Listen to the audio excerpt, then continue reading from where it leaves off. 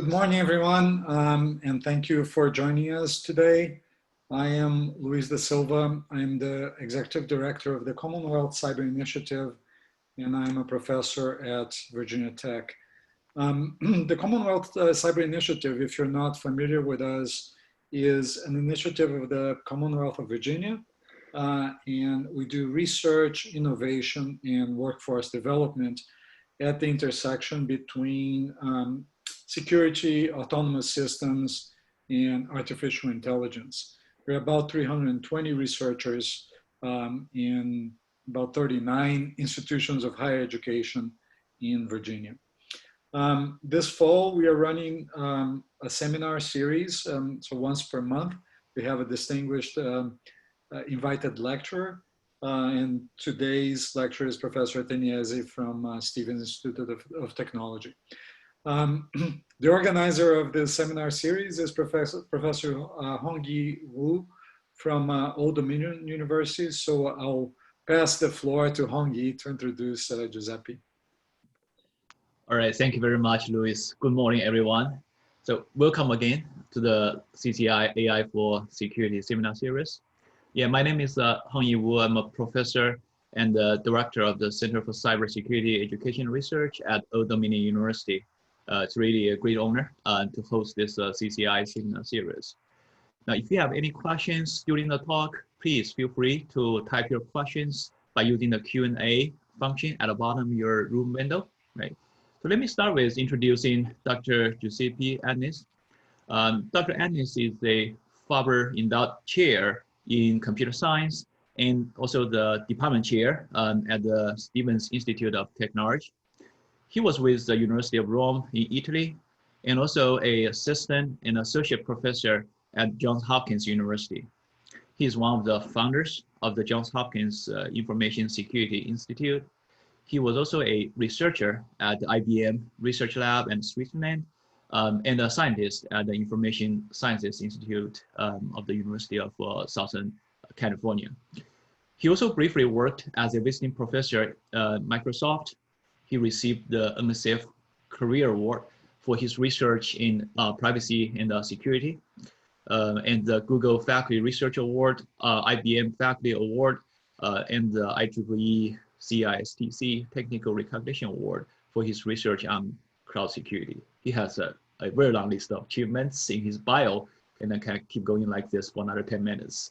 But without further ado, let's welcome Dr. Ateniese.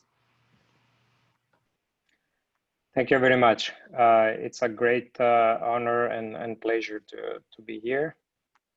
And I'm going to share my presentation.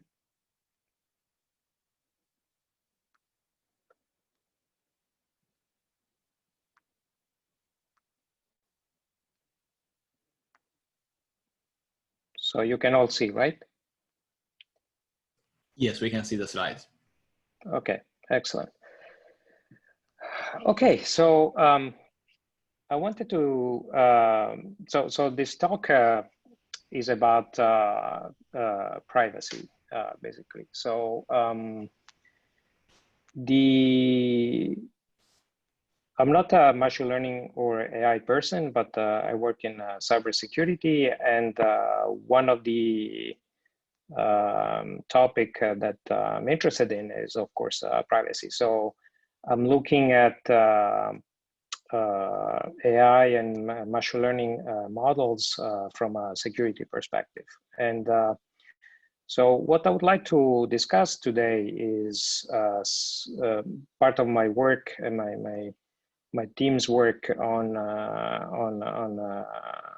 privacy preserving machine learning. And of course, in order to find solutions to privacy preserving machine learning, you first have to consider attacks and define a threat model. So I hope to cover these pieces of work that we have been doing here. Typically, when you talk about machine learning and AI and security, you think about using machine learning for defensive security, like detection or removal of threats.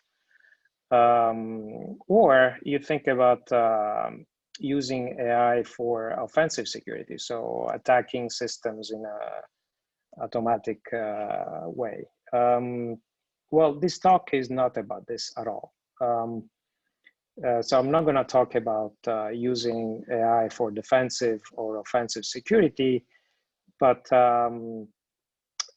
my talk is different and is about what is now known as Trustworthy AI. And there is this very nice logo from the company Deloitte that describes what Trustworthy AI is and what should offer. So basically, the world is changing because we are using this machine learning models for basically everything, and we are planning to use this machine learning models for everything.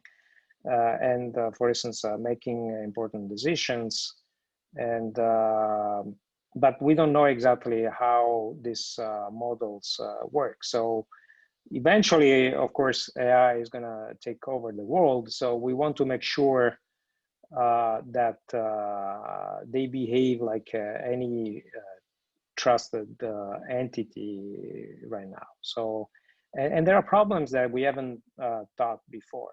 So, for instance, we do expect machine learning models to be fair and impartial when they make decisions. But that's very difficult to do because we don't really know how to explain why machine learning models sometimes make certain decisions. Indeed, the next point would be we expect these models to be transparent or explainable. We also assume that these models are reliable and robust and accountable for their decision, and of course safe and secure, so they don't have any backdoor or they misbehave under certain circumstances.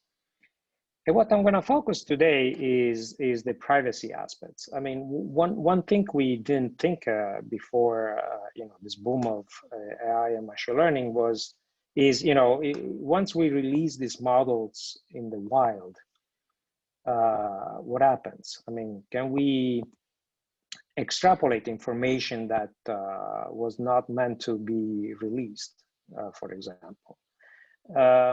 Let me give you a case. I mean, today when we release software or we release code, we just have a set of instructions, and other than IP that we want to protect, we don't have so many issues with privacy because the code is supposed to be run on a set of data and databases, but just by looking at the code, we don't get anything about users or data that this code is going to work on. So the code is pretty much very cold, doesn't contain anything that is relevant to the privacy aspect. However, if we start releasing machine learning models, well, that's a different story. I mean, it's not just a piece of software that we release and that people can use to, say, classify, say, cancer, skin cancer or whatever. And the difference is that in order for machine learning models to work, they had to be trained on data. And in the case of, say, a classifier for skin cancer, the model will have to be trained on, pictures of people with, skin cancer. But the problem is that this models, for instance, if they're based on neural networks, what they do is they assimilate this information and they actually store it. they, in some sense, compress this information. And another question becomes, well, if I look at this model, it might be that I can extrapolate some information about the patients, for instance, that was not meant to be released. So it's not really a piece of software anymore. So we have to look at this machine learning models from a completely different perspective. And we have to ensure that, you know, if we want to release these models in the wild, the information that we're training on is protected and is not revealed.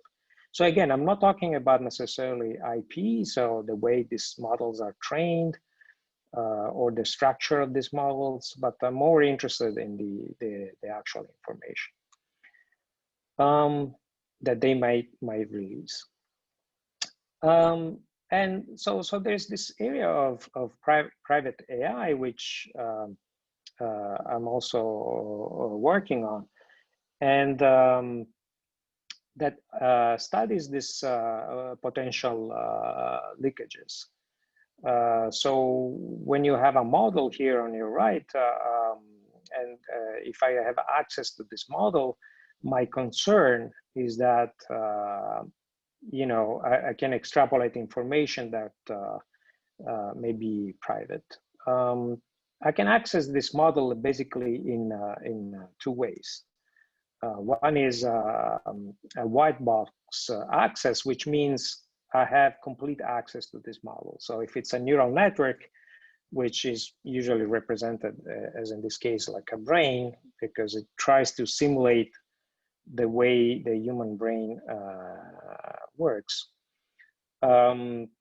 Maybe by looking at these connections, or maybe by looking at the weights between nodes, I may learn something about the training set. So one way to protect this is to say, well, I don't give you access, a white box access to this model, but I can give you black box access to this model, which means I see the model as a black box and I only give inputs and I see the output. Unfortunately, though, researchers show that even if you have a black box access, you can still reverse engineer the model and reconstruct the model, and somehow, in many cases, having black box access is still dangerous because it's pretty much equivalent to having a white box access. So in general, you know, using these models, it's very dangerous from a privacy perspective. And there are different attacks, different inference attacks that have been studied. My group and I basically introduced this concept called property inference attacks, where we extrapolate information that was not meant to be released. There are other attacks called membership inference attacks, where the attacker now, having access to the model, asks the question, given this model and given, say, an item of a potentially, if that was potentially in the training set, you can ask the question, was this item in the training set or not? And using these attacks, you can answer positively or negatively this question.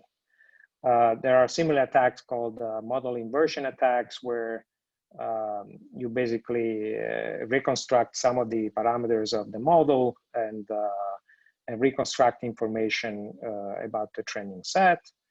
And there are also model stealing attacks, where you consider your model as protected also for IP, but by interacting with this model, you can actually reconstruct information about this model that are relevant to replicate the same functionality. So all these attacks are somehow very dangerous, and they are successful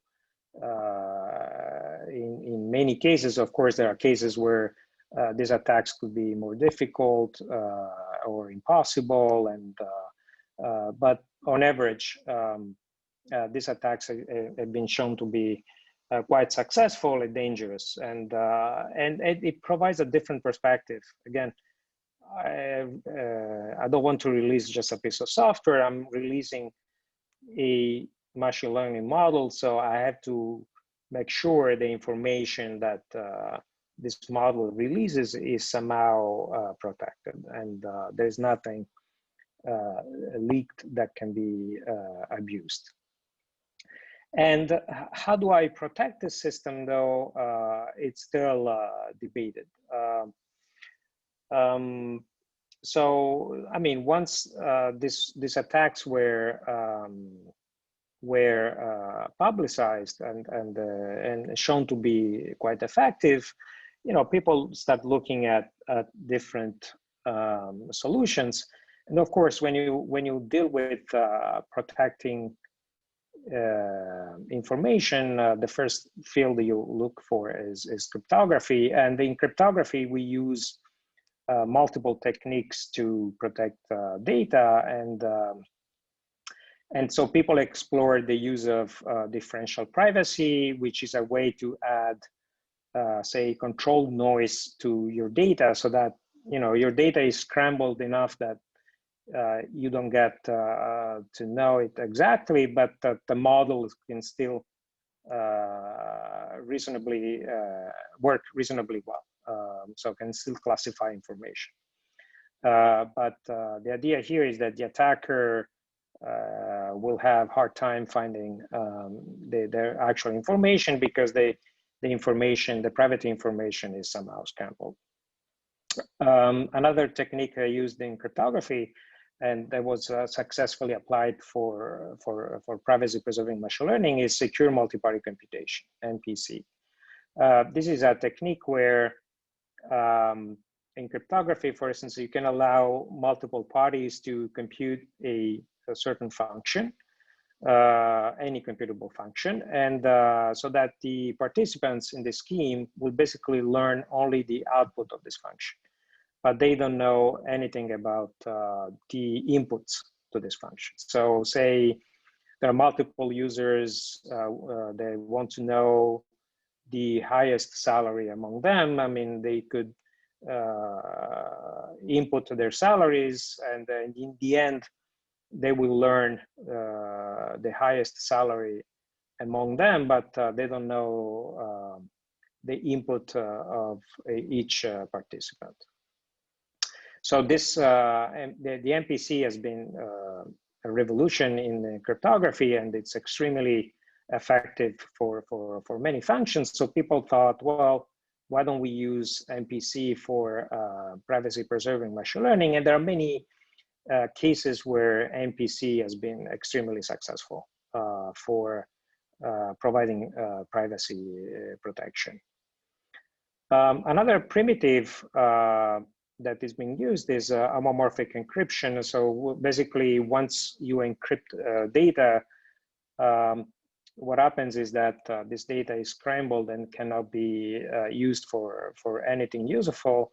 But homomorphic encryption allows you to operate basically on encrypted data. So you can combine encrypted records and do operations on them, even though you don't see the actual data.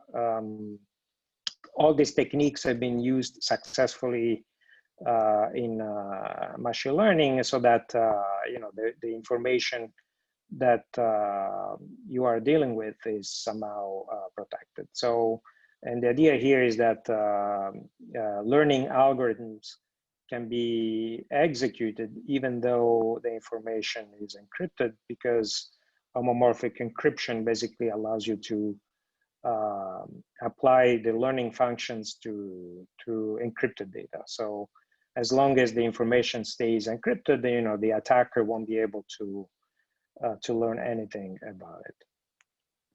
Now, the issue with cryptographic schemes is that usually it's performance. I mean, these techniques are incredibly well defined, and and they provide the protection they are meant to, but they're also extremely expensive. So unless you have specialized hardware or you tailor those techniques to your specific needs, usually these solutions are expensive. So people also thought about alternatives, and so instead of using pure cryptography, what you do is you change the framework, in some sense, the learning framework, so that you provide some privacy protection. And in this other area, there are many examples. Here I'm listing some of them, and in particular one that I've been working on, and this is going to be a topic of this talk. So one is Federated Learning, which is basically saying, well, if there are multiple parties that want to learn something about specific data sets, maybe we can run a protocol, a distributed protocol, where instead of exchanging our data, we exchange information about our neural networks, so that data stays local and we don't have to necessarily share it, and see whether this works. Federated Learning was proposed a few years ago, and Google is a big proponent of Federated Learning.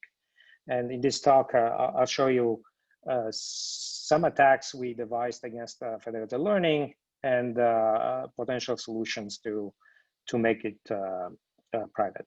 Split learning is similar to Federated Learning, but instead of distributing data and exchanging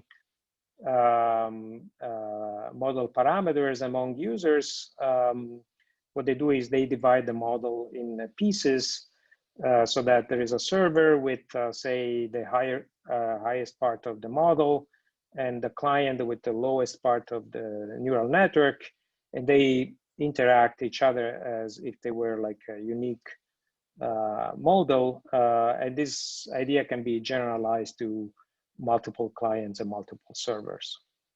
So it's very similar to Federated Learning, but instead of have all the users with the same model, they split the model in different pieces, and different clients have different pieces of the model. Another approach is to use trusted hardware. Intel has been pushing for instance, Federated Learning with Intel SGX systems, which basically avoids the cost of cryptographic schemes. So you can achieve basically, say, MPC or homomorphic encryption in a very efficient way once you assume that you have trusted components in your system. Of course, if you are willing to accept this assumption, then you can have privacy protection basically for free. But then you have to have trusted hardware, and you have to trust whoever gave you the trusted hardware. And I've seen also other proposals where instead of using trusted hardware, you basically do pretty much the same thing, but you replace the assumption of having a trusted hardware with a blockchain. And I'm not gonna go more in details on this. So, as you saw, I mean, there were two blue items. I don't know if there are any questions so far, but feel free to ask questions through the Q&A tab, or feel free to stop me. So there were two blue items. One was property inference attacks that we introduced a few years ago. And then Federated Learning, and I'm going to talk about these two topics briefly, because this is what I've been working on. So in property inference, again, we asked what happens if you release this a model in the wild. Can we infer something that is unusual? And we applied this attack. I mean, suppose you have access to this model. we applied this attack, for instance, against a specific model, in particular, hidden Markov model and support vector machines that are machine learning models usually very popular in certain applications like voice recognition or traffic analysis. And we ask ourselves, I mean, what can we infer? For instance, in a voice recognition system, how, can we infer whether, you know, certain people in the training set were used? And indeed, so what makes, for instance, a voice recognition system more powerful than others? I mean, if you work in the voice recognition system area, you probably know that pretty much all these models are the same because, you know, they're public, they're available, and they're the same. So one model might be more effective than others just because the training was different. So we were wondering if we could learn anything from this training procedure. And indeed, we had some successful attack on some open source voice recognition system where, for instance, you can learn whether there were people in the training set with a specific accent. For instance, I can say, oh, this model was trained and there were people with some Indian or Italian accent in the training set. So, or there were more female than male in the training set. So once you specify a property, you can figure out whether, you know, the training set had that specific property or not. And so we introduced this kind of attacks, and we were able to extrapolate information that it's not necessarily relevant to voice recognition, but it was captured by the model. Now, it's clear, it's important to understand that any machine learning model, of course, will capture information or will learn patterns of the training set. But here the idea is that we want to emphasize that this is actually a problem. It's not just when you release a voice recognition system, it's not that you are releasing just a piece of software, you are releasing also the data that is being absorbed by the model. So you have to be extremely careful. Our attack worked on a specific model, and there is a recent paper, very nice paper by Ganju and others at CCS 2018, where they extended this idea to work also for neural networks. So they show that, you know, this kind of property inference attacks are extremely powerful and work also for certain neural networks. And neural networks are basically the most common networks for machine learning today. Anytime we talk about deep learning, we talk, of course, about neural networks. I'm not sure if there are questions about property inference. Yes, Dr. Ateniese, so yeah. you can see a few questions, you know, in the Q&A box. We can probably save, you know, this kind of long answers towards the end of the talk. But there, okay. I see a clarification question. What is machine learning? If you can quickly clarify that. Sorry, what is what? Oh, there is a question about what is machine learning? I don't know if machine learning. I think it's machine learning. Oh, so it might be. Yeah, that might be a typo there. So probably we can save those questions towards the end. Yeah. Okay, so yeah, there is another question saying there are such attacks on deep learning system. Again, in our original work of property inference, we haven't attacked deep learning systems, but there is this paper at CCS that basically extended our work on fully connected neural networks, and they do extend this attacks on that. Okay, so once we know this problem, we look at potential solution to machine learning, to privacy in machine learning, and as I mentioned, one proposal put forward by several researchers and also a company, Google, was to use federated learning. So what's the motivation behind federated learning? So the way learning works today is basically centralized. So what we do is we use our phones to collect data. Say, suppose you use Google Photo, let's say, a software for storing your pictures. And as you know, all these programs, what they do is they apply machine learning algorithms on your pictures, so that you can they can tell you whether you're taking a picture of your dog or your son or your daughter, and so on and so forth. So they do face recognition, for instance, on your pictures, and if you search for, say, Australia, they can it will figure out that certain pictures contain pictures, certain pictures contain like sea or places related to Australia. So how do they do this? Well, what they do is that when you store your pictures, of course, they're sent to a central server, and they collect millions and millions of these pictures from all users, and they run machine learning, typically deep learning algorithm on these pictures. And that's why it is so effective, because they have access to millions of pictures. So these machine learning algorithms are very effective because of that.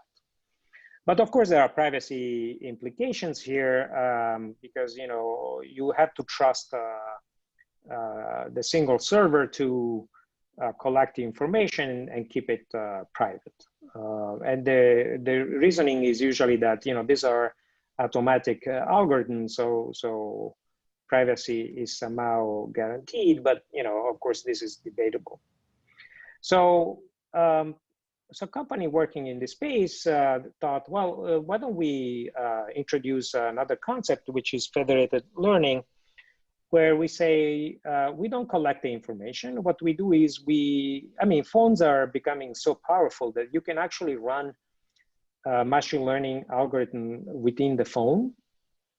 So what you do is you have your phone that is implementing a deep neural network in it, and is learning locally about anything about your pictures. And but every user does the same, right? So you have these little brains inside our phones that are learning something about our pictures. The problem is that deep models are not as effective as a model that is exposed to basically all the pictures. So it would still make sense to combine this data so that deep models can be effective. And in federated learning, though, the idea is that instead of exchanging data, what we do is we exchange neurons. Basically, the weights that connect different neurons inside the model. So, or model parameters, basically. So what happens is that the model on my phone is learning about my pictures, and then is transferring this knowledge to other users in a way that in principle is privacy preserving, because I'm not exchanging my pictures per se, but I'm exchanging information about the brain that is learning something about my pictures. And then the central server in this case is basically collecting these pieces and exchanging these pieces with all the other users. And the proponent of federated learning were saying, well, this is more privacy preserving because we are not exchanging pictures anymore, but we are exchanging, in some sense, knowledge. So parameters of the model. Well, in our paper at CCS 2017, what we show, I mean, we had some doubts about the security of these models. And the reasoning is that, well, if I have a compromised phone, so a phone is in a potential attacker, by just looking at these parameters, the way these parameters evolve, I might be able to reconstruct the information about the training set of other users. And indeed, what we did is that we applied what is called a generative adversarial network, or a GAN, to basically be able to reconstruct information about the content in other phones. So the idea is that if you look at these red phones, which are the adversary, by just looking at the way this model parameters evolve over time, I can actually learn something about the training set of other users. So this is effectively becoming even worse than the centralized approach, because in the centralized approach, I had to trust the company only, right? And I had to trust the company that protect the privacy of the pictures or the information I'm sharing. But here, any malicious user under certain conditions can basically extrapolate information from other users. So how does attack work? I mean, how effective it is? Well, we used, we don't just look at the parameters that they come, and we analyze them in the way they change over time, but we also influence the learning so that we can speed up this attack. And in order to influence this attack, we use a tool called GAN, a very important discovery in machine learning. It's basically a neural network that is able to, it's a pair of neural network, but the main side of it is what this neural network called G, which means a generator. And it's basically is a network that is able to generate items with the same distribution of items given in a training set. So the idea here is that there are these two neural networks. One is the discriminator D, and the other one is a generator G. And G is basically acting as a catcher. So it's asking D whether, say, a certain, so D is basically a classifier that is trained on, as in this case, a picture of a person. And so D is able to classify, given a picture, to classify it and say whether the picture contains the face of this person.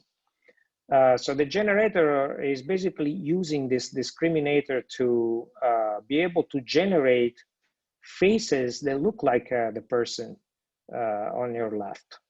So what the generator does is basically generating initially random images, and then asking the discriminator whether that random image is the person. If the discriminator says no, the generator will adapt, will change the parameters inside, and will keep trying until it's going to be successful. So until the discriminator won't be able to distinguish an image generated by the generator or an image coming from the training set, which is at the left of the slide. So we use this technology to basically influence the training in federated learning. And this technology is being used, for instance, in deepfake. I'm sure you're familiar with this. This picture has been in the news for a long time. Basically, these are pictures of fake people. These people are not existent. And these were generated by the generator of a GAN. And we use basically the same technology to attack federated learning. I mean, this is an example. Imagine you have a system of federated learning for, say, face recognition, like Face ID, like something where you want to authenticate your face to access your phone. So in a federated scenario, the way this will work is that each phone basically learns different aspects of your face and store this information in a deep model within your phone. And if you want to do this training in a way that is federated, what you do is you run it in a distributed way. So there is a server that basically collects this information about the parameters of the models and exchange these parameters with the others, so that in the end, the models in each phone will be as powerful as a model exposed to all possible faces of all users.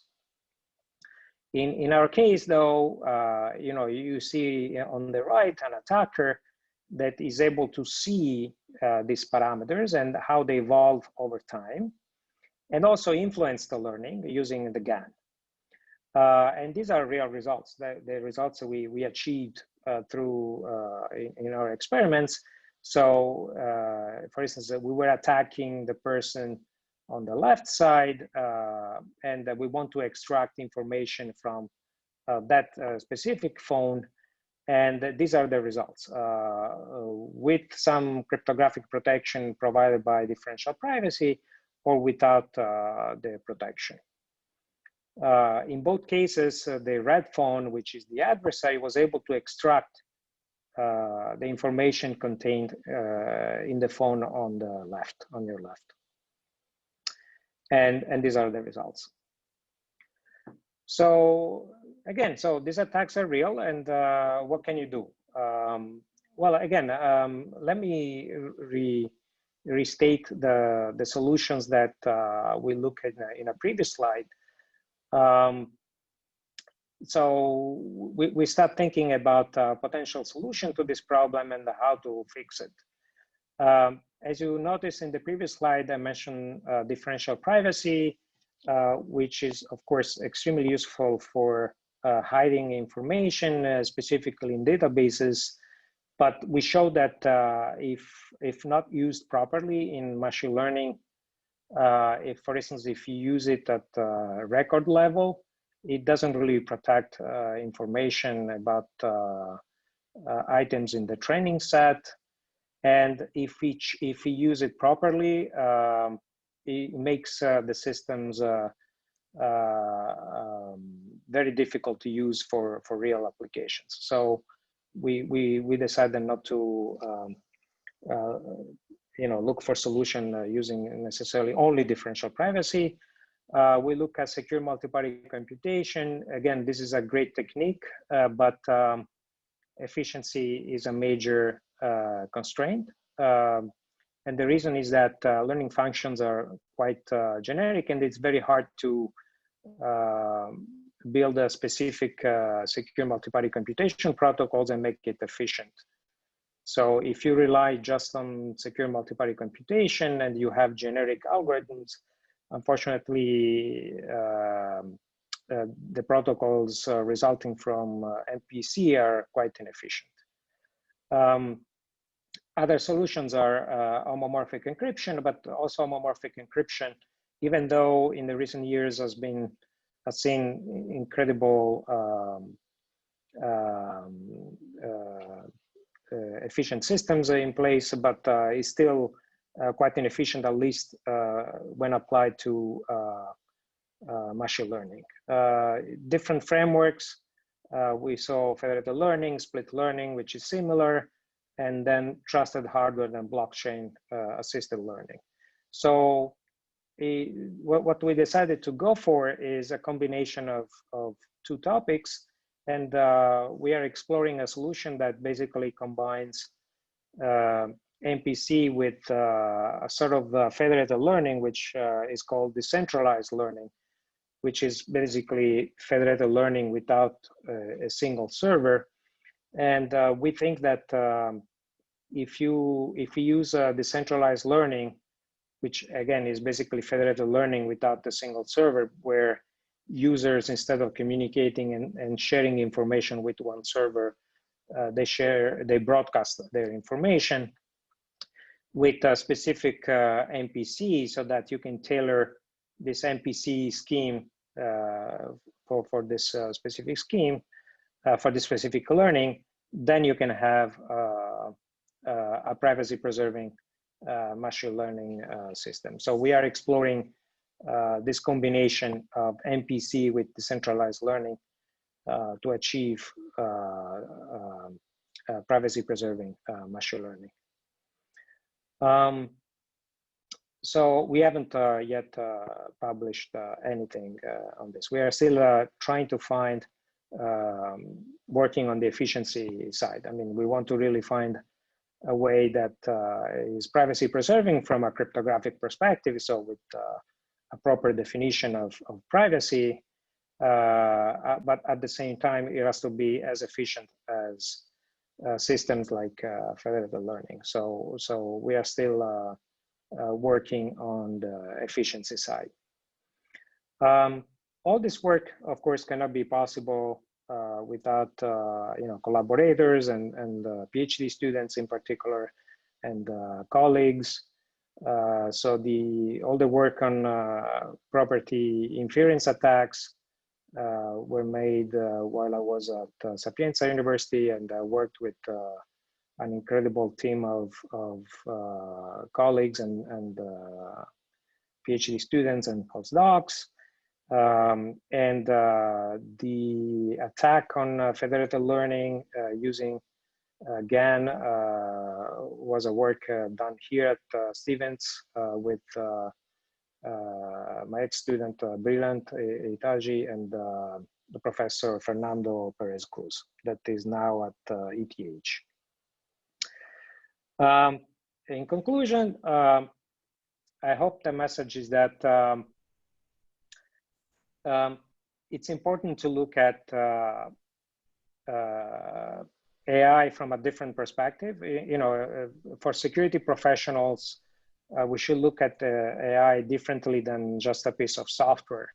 And in particular, we had to consider that this machine learning models are incorporating data within them, right? So we had to look at inference attacks as a very dangerous attack scenario that it's going to be extremely relevant now and in the future.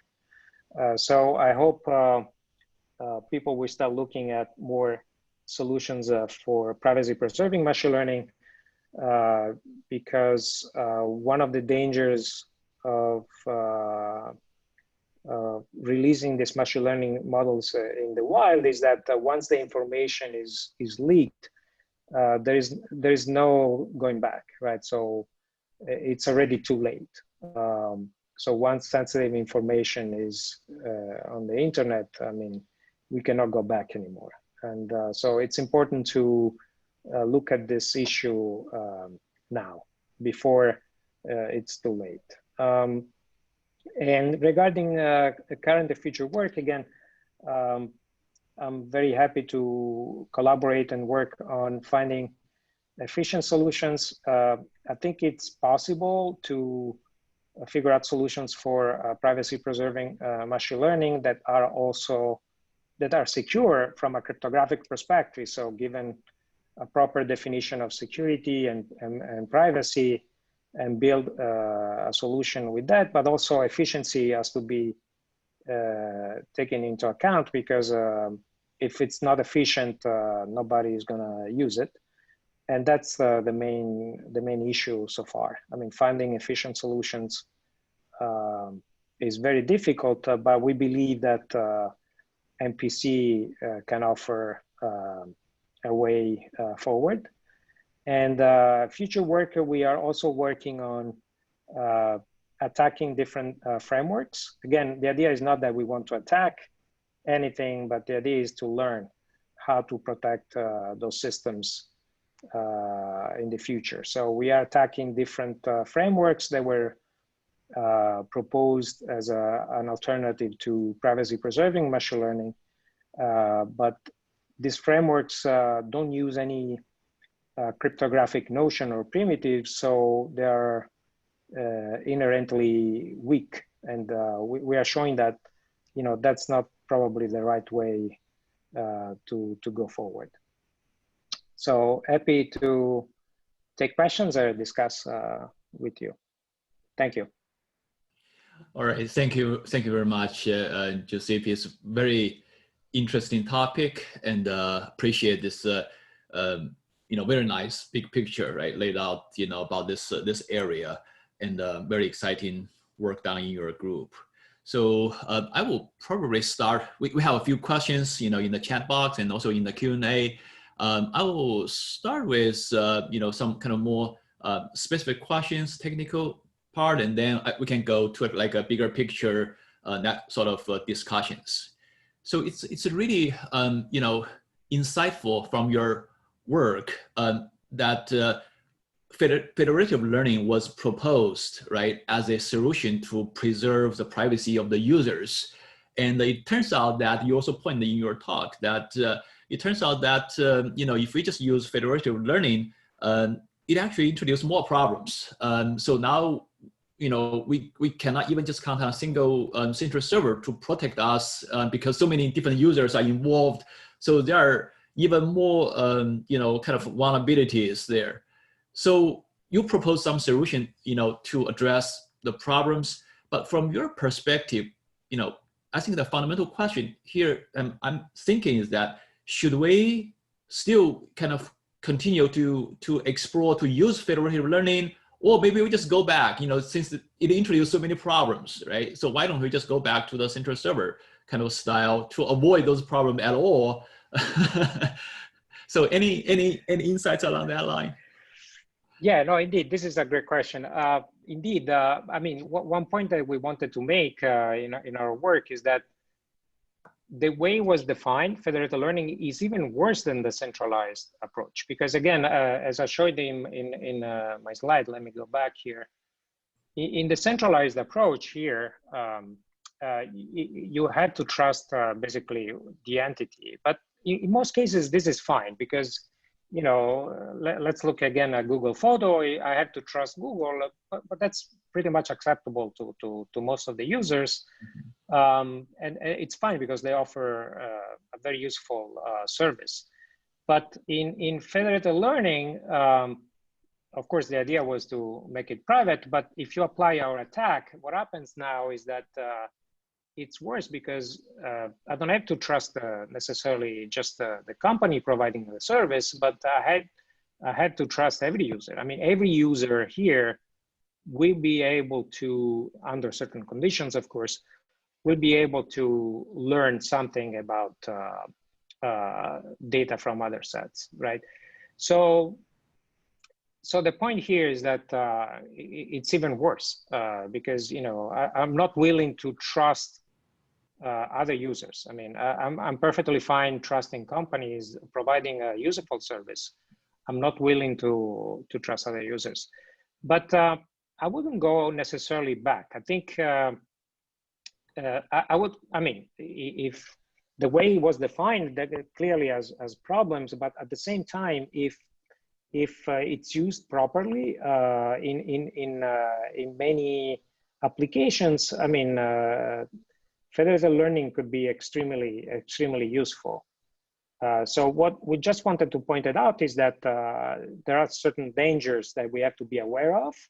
So we have to be careful when we use distributed systems, distributed learning systems, or decentralized systems. That's it. I mean, but for instance, there are cases where you can combine federated learning with differential privacy and still have a very useful and usable system that protects your privacy. Or as we are exploring in my group, we are trying to combine MPC and federated learning so that you achieve the advantages of federated learning, but in a proper way that satisfies a privacy definition. So I wouldn't go necessarily back to the centralized approach, but I would just explore this field more, because we believe there is a solution, an effective solution, and efficient solution if you combine cryptographic primitives with this idea of decentralized learning. Yes, that makes perfect sense.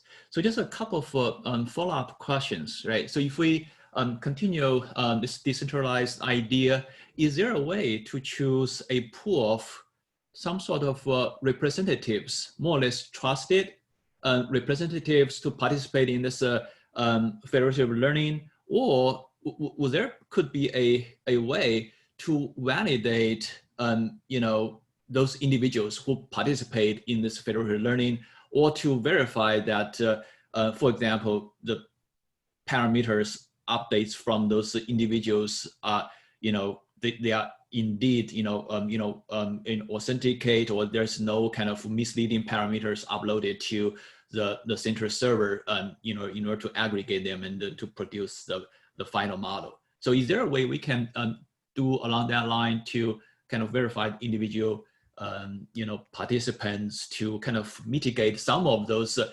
attacks or the privacy information leaks? Yeah, I mean, I agree. I mean, the issue though is that, what we show is that even if you are completely passive, so basically you're not even participating in the learning. You don't even have a training set. Actually, in this attack, I'm going forward here. The red phone is the attacker, and the red phone starts with no training set at all. Doesn't even have a set of pictures, so it's not even influencing anything. So here the idea is very simple. I mean, I think if people in cryptography, of course, find probably this very simple, because what we are doing is basically we are looking at the way parameters are evolving over time, and this is enough. I mean, if I see these parameters in the network, and I see how they evolve over time, it's enough for me to know how knowledge is evolving, and then I can extract from these parameters basically those pictures you see on the right side. So I don't even have to influence anything. And so authentication in these cases, these specific cases, won't necessarily help. I agree. I mean, of course, there might be ways to detect when parameters are generated in an adversarial way, so that you could. And indeed, there are some papers that came out after our attack that propose ways to keep parameters in check in some sense. Make sure that the way parameters are exchanged are limited, or they come from a certain set, so they can be considered trusted, or they are even signed by some kind of certification authorities, and so on and so forth. The problem is that in the end, I mean, we can do anything we want, but in the end, these models in the phone, they have to learn. So in the end, these models will be useful only when they classify pictures. And that's the main issue. I mean, whatever you do to scramble these parameters, it's fine. But in the end, they have to be useful to my local model, so that my model can also evolve and learn. And that's the main point of the weakness, the main weakness of all these systems. Whatever you do to scramble, it's great. But in the end, these parameters will have to be useful to my local model, so that my model can incorporate the knowledge that you have, and I can use this fact as a simple fact to extrapolate information. So, but again, we believe there are solutions, but initially we thought this problem was very difficult. And there are many proposals actually. Our paper has been cited, I don't know, 300 times, and there are 300 probably solutions from 2017, and they all have very good points, but very few have seen this from a cryptographic perspective, where it's not even clear what privacy means in this environment. So there is still a lot of work to do. Yeah. Well, thank you very much. And there are a lot more discussions in the chat box, mentioning about the medical data. So that kind of provide a strong user case, right? To motivate the research you just described in the talk. And there are a few other questions in the QA. But we are approaching the end of this 1 hour kind of time window. Probably I'll just copy those questions and send to you after the talk. So Dr. Sure. Ateniese, thank you very much for the nice talk, and on behalf of CCI and all the attendees today, thank you very much for your time. And I'm sure many of us will follow your work, your papers, and we're looking forward to your future exciting research outcome, and hope that we can invite you back again in the near future. Thank you very much again. Right, and also thank you, and also for the other attendees, thank you for joining us today. It's really a collaborative effort to build such a successful seminar series. So stay tuned. We will have 2 more talks in October and November. So in the October, Dr. Ateniese, if you can stop sharing, and let me share just one quick slide about our next talk, right? So so next month we're going to have our the third seminar series lecture on October 29th, last Thursday, right? The same time, 11.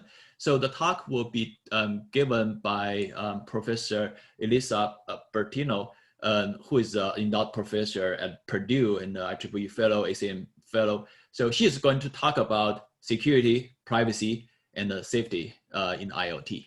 All right, so stay tuned, and hope all of you join us next month. All right, thank you very much, everybody. Thank you, Dr. Ateniese, and all the participants. Hope you enjoyed the day, and so look forward to seeing you next month.